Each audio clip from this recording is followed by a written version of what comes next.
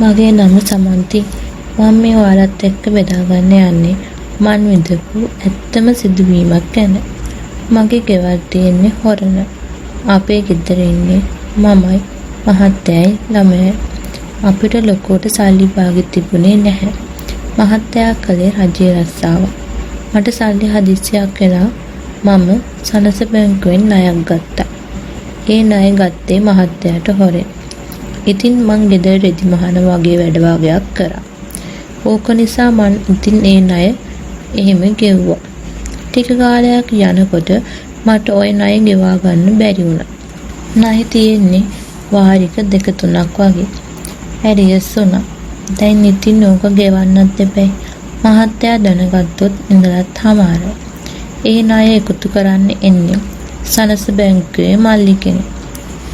ඉතින් මං එයාට කොච්චරවත් කියනවා මල්ලි අයියට නම් කියන්න එපා, මං කොහොම හරි මේ ණය ගෙවන්නම් කියලා.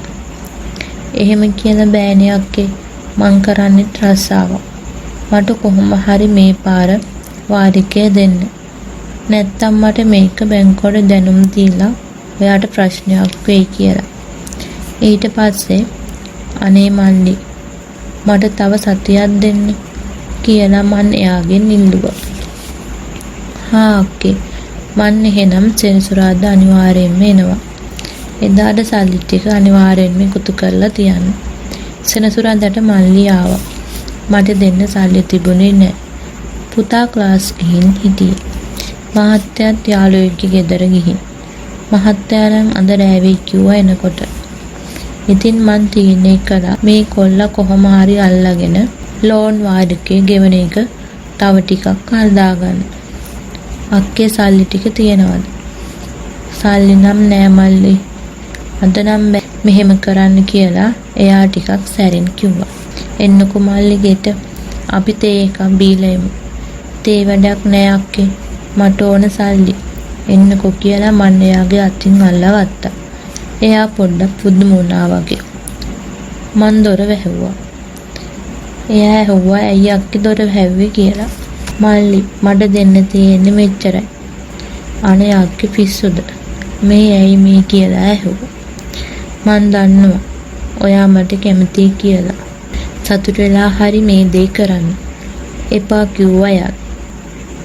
හරි අක්කේ, මන් මේ ලෝන් එකේ ඉතුරු ටික ගෙවන්න. මට ඔයාව ඕනේ. මම මේ වැඩේට කැමතියි. පොල්ලත් හැන්සන්. අවුරුදු 31ක් විතර වගේ ඇති. මෙතන බෑකොල්ලෝ අපි යමු අපේ කාමරයට. අපි එදා ගොඩක් සතුටු වුණා.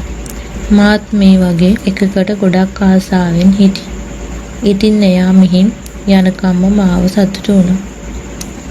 දැන් මට හරිම පාළුයි. මගේ YouTube channel එක subscribe කරලා කමෙන්ට් එකක් දාන්න.